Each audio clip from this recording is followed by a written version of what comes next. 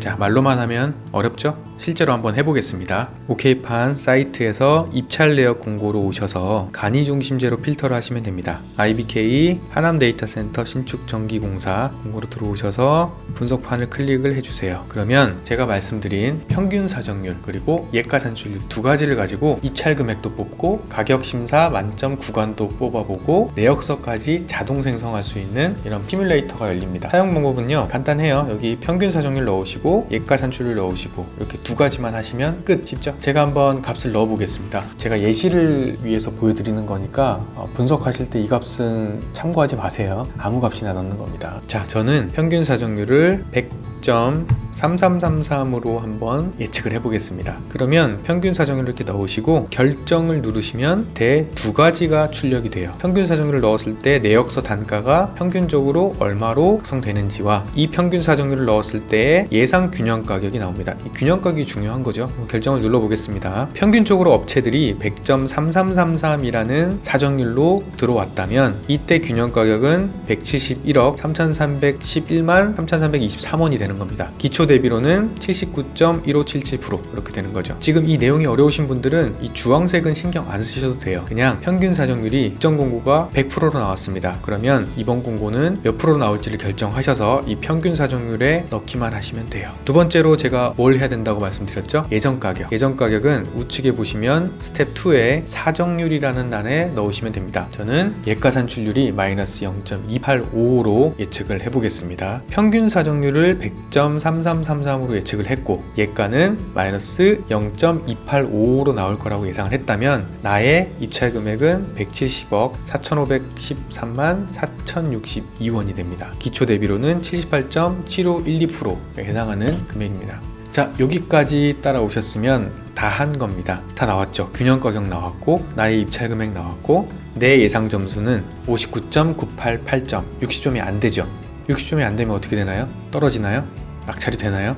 그럴 수도 있고 아닐 수도 있습니다. 크게 사정률을 마이너스 플러스로 보셔도 무방해요. 괜찮습니다. 마이너스일 때는 입찰 가격 심사 만점 받는 첫 번째 업체가 낙찰이 된다라고 보시면 되고 플러스로 가게 되면 대부분 업체가 단가 심사가 감점이 돼요. 그러면 반대로 단가 심사 만점 받는 첫 번째 업체가 1순위가 됩니다. 가격 심사 점수에 상관없이. 정리해보면 내가 예가 산출률을 마이너스로 예상했다면 입찰 가격 만점 받는 첫 번째 금액을 나의 입찰 금액으로 하셔야 돼요.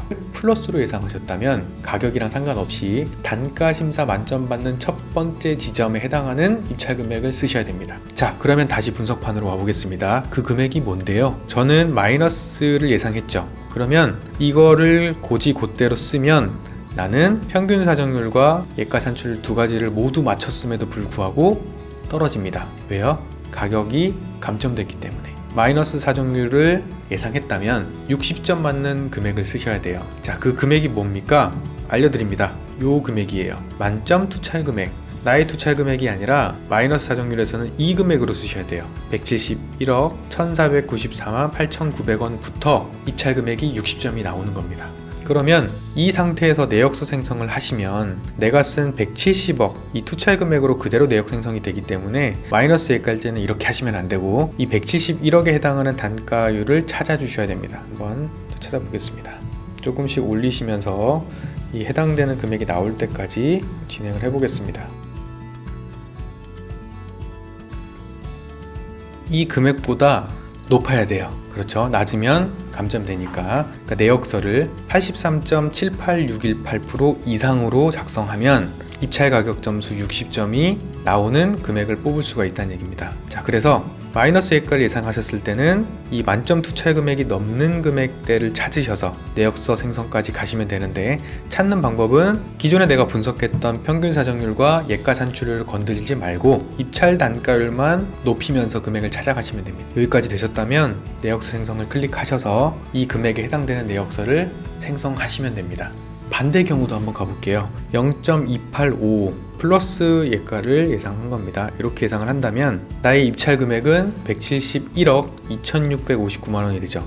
이때 예상 점수는 60점이 나옵니다. 이런 경우에는 내역서 생성을 그대로 하시면 되고, 내가 예가를 플러스로 예상했다면 가격은 감점돼도 돼요. 한번 예시를 한번 들어볼까요?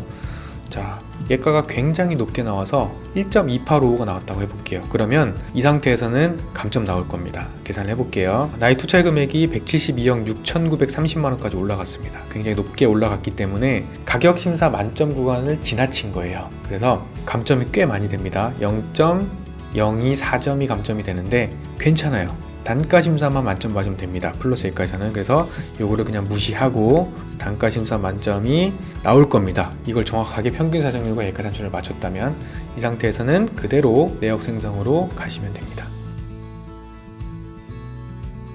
자, 오늘 내용 한번 정리해 보겠습니다. IBK 전기공사에 입찰하시는 우리 전기 회원님들, 입찰 금액 뽑으실 때 또는 내역서 용역 신청하실 때 평균 사정률과 예가 산출률 두 가지를 이제 결정하셔야 됩니다. 가장 쉽고 가장 정확하게 평균 사정률을 예측하는 방법은 최근 5건에서 10건 정도의 예전 가격 변동 추이를 그래프로 그려보시면 됩니다. 그러면 정확하게 맞추긴 어렵지만 대략 근처를 따라갈 수 있어요. 오늘 제가 말씀드린 내용으로 한번 IBK 전기공사를 준비해 보시고, 저희가 시뮬레이션도 무료로 열어놨기 때문에 분석판을 통해서 가격 점수나 단가 예상 지점까지 다 뽑으실 수가 있죠. 그래서 한번 뽑아 보시고, 좀 어렵거나 궁금하신 내용은 우리 대표 번호 1644-0460으로 전화 주시면 저희가 친절하게 안내를 해드리도록 하겠습니다.